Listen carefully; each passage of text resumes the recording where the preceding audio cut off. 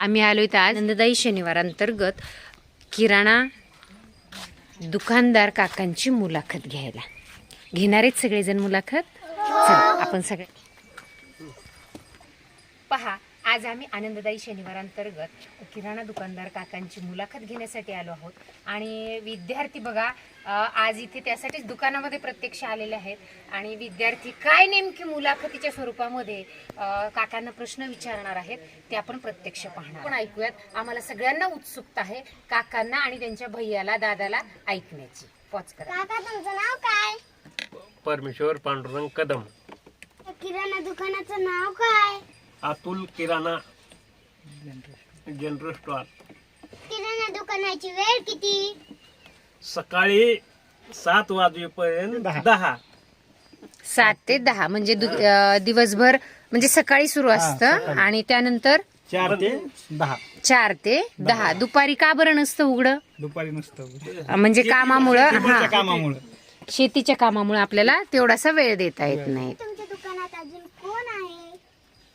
म्हणजे दुकान आणखी तिला म्हणायचं की दुसरं तुमच्याशिवाय आणखी कोणी दुकान चालवतं का? नाही। पहा, तुमच्या दुकानात कोणकोणती वस्तू आहेत? आमच्या वस्तू पार्ले, बिस्किट, सरे, साखर, शेंगदाणा, डाळी टोटली आहेत। तुमची दररोज कमाई किती होते? छान। आमची कमाई दररोज 2000 रुपये। दुकान चालवताना तुमचा नफा होतो का तोटा?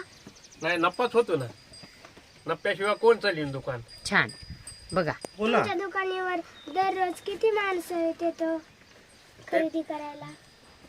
आता जास्ती का कमी? त्याची काय गणत नाही समजा।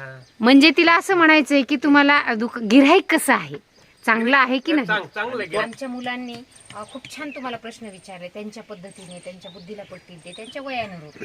पण मला असं शेवटी एकच विचारायचं की जर विद्यार्थ्यांना आज आपण बघतो की सगळ्यांनाच शिक्षण घेऊन नोकरी मिळेल असं नाही, मग विद्यार्थ्यांसाठी तुम्ही तुमचं दुकानातून तुम्हाला फायदा होतो हे सांगितलं, मुलांना ते तुम्हाला आवडलं, त्यांची मुलाखत घेताना तुम्ही जे प्रश्न विचारले तुमच्या समाधानकारक त्या प्रश्नाची उत्तर मिळाली?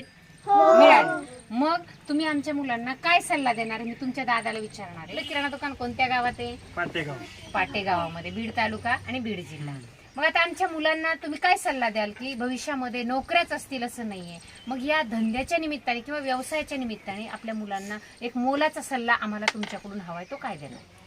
काय ते शिकले तर नोकरी लागेल, हो नाही शिकले तर मग धंदा एक नंबर। एक नंबर आहे। पण तो धंदा करताना कसा केला पाहिजे मुलांनी? व्यवस्थित, म्हणजे चिकाटीने करायला पाहिजे। बघा काय सांगितलं त्यांनी, काय सांगितलं?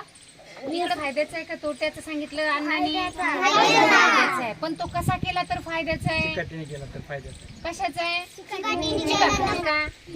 म्हणजे धंदा किंवा कोणताही व्यवसाय हा कमीपणाचा आहे का?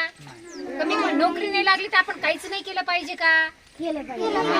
म्हणजे म्हणून आपण त्यांच्याकडून हे घ्यायचंय की व्यवसाय जरी करायचा असेल तर तो आपण चिकाटीने जर केला तर आपल्याला त्याच्यामध्ये काय होतं? फायदा होतो। छान। आज आमच्या विद्यार्थ्यांना तुम्ही छान प्रश्नांनी, त्यांनी विचारलेल्या प्रश्नांना उत्तर दिली, त्याबद्दल आमच्या जिल्हा परिषद प्राथमिक शाळा पाटेगावकडून मनापासून धन्यवाद।